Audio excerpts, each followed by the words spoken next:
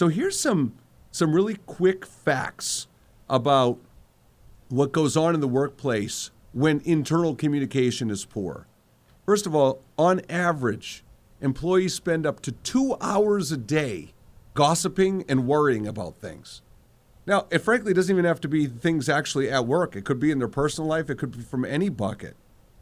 Second, when people are confused and when there's unknown as a result of the gossip and misinformation, you have frustration, reduced productivity, and then, of course, like I said a minute ago, you have the loss of key employees.